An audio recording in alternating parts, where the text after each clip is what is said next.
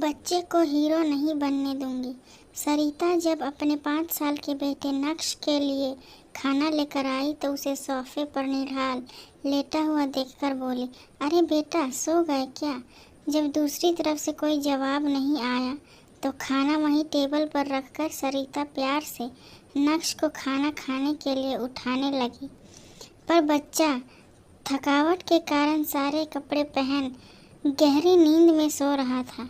यहाँ तक कि उसने अपना स्टाइलिश काला चश्मा भी नहीं उतारा था। सरिता को अपने छोटे से बेटे की ये हालत देखकर बहुत ही बुरा लग रहा था।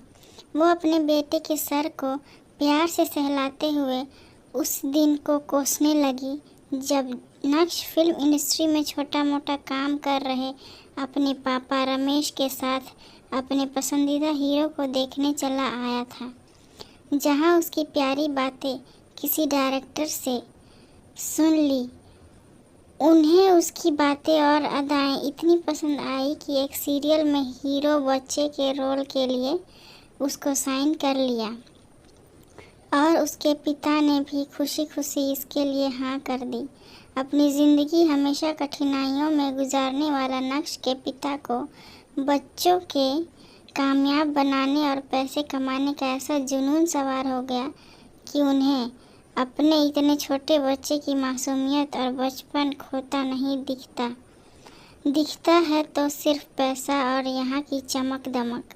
कहने को तो बच्चों से काम ना करवाने के लिए न जाने कितने कानून बना दिए हैं और शायद कहीं शिकायत करने पर या चोरी छुपे बच्चों से काम करवाने पर उन पर कार्रवाई भी होती होगी। पर ये फिल्म इंडस्ट्री ही एक ऐसी जगह है जहां बच्चों से काम करवाने के लिए कोई शिकायत नहीं करता, उल्टा बच्चों की कामयाबी देखकर खुश होते हैं। सरिता हाथ में खाने की प्लेट लिए अपने बेटे के थके चेहरे को देखकर सोच रही थी कि तभी रमेश अपने काम से वापस आ गया और सरिता को देखते हुए बोला, क्या हुआ सरिता? ये बावली होकर अपने बेटे को क्या देख रही हो? देख रही हूँ कि हमारा छोटा सा बच्चा अभी से अपने नाजुक कंधों पर हमारा बोझ ढोने लगा है। क्या ये सब देखकर तुम्हें इस बच्चे पर दया नहीं आती? सरिता रमेश की तरफ मुँह कर दुखी होते हुए बोली। तो रमेश गुस्से से उबलते हुए बोला, बावली हो गई क्या? जो रोल तेरे बेटे को बिना मेहनत के इतनी आसानी से मिल गया, उससे छोटे छोटे रोल पाने के लिए भी कितने लोग कितनी मेहनत करते हैं, कितनी मिन्नतें करते हैं, फिर भी बड़े साहब लोग उन पर एक नज़र भी नहीं डालते। फिर तुम्हें और तुम्हारे बेटे को दिक्कत क्या है? उसे पढ़ने की और खेलने की छूट तो उन लोगों ने दे ही रखी है। तुमने देखा नहीं, नक्श जब भी कुछ खाने को कहता है कितना कुछ उसके सामने रख दिया जाता है, कितना प्यार करते हैं सब सेट पर उसे। हाँ, वो तो लोग तो उसके बचपने का और उसका पूरा ख्याल रखते हैं। पर क्या तुमने देखा नहीं, वो एक्टिंग कर कर के इतना थक जाता है कि खेलने का उसका मन ही नहीं करता और बिना पढ़े लिखे मिल रहा पैसा उसे पढ़ाई से दूर कर रहा है। मैं नहीं चाहती कि मेरा फूल सा बच्चा अभी से हमारी जिम्मेदारी के नीचे इतना दब जाए कि सच में जब हम उस पर आश्रित हो वो हमारी परवाह करना ही छोड़ दे। अपने बच्चे को पालना, उसे अच्छी परवरिश देना, उसको खुश रखना, ये हमारा फ़र्ज है ना कि अपने 5 साल के बच्चे को काम में झोंक उसके बचपने को छीन उसके पैसों से मौज करना।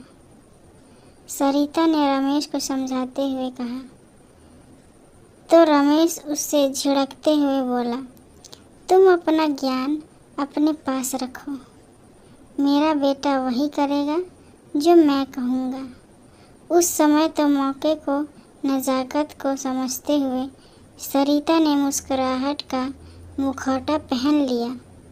पर सुबह जाकर सरिता ने डायरेक्टर के सारे पैसे लौटाकर अपने बच्चे के बचपने की दुहाई देकर कॉन्ट्रैक्ट वापस कर दिया और अपने बच्चे को लेकर निकल गई ऐसी जगह जहां उसका बच्चा इस मायावी चमक दमक से दूर एक नॉर्मल ज़िंदगी जी सके, अपने बचपने को महसूस करे, पढ़ाई कर सके और जब वो पैसे कमाने के लायक हो जाए तभी अपनी पसंद का काम कर पैसा कमाए। आखिर एक बच्चे को अच्छा जीवन देना हम माँ बाप का ही तो फर्ज होता है। फिर अगर इस काम को ईमानदारी से नहीं कर पा रहा तो माँ होने के नाते मैं अपने बच्चे को अच्छी ज़िंदगी दूंगी। मैं अपने बच्चे को हीरो नहीं बनाऊंगी। ये निश्चय कर सरिता मुस्कुरा दी। अगर ये छोटी सी कहानी पसंद आए तो लाइक, कमेंट और शेयर करें। चैनल पर नए हैं तो सब्सक्राइब करें।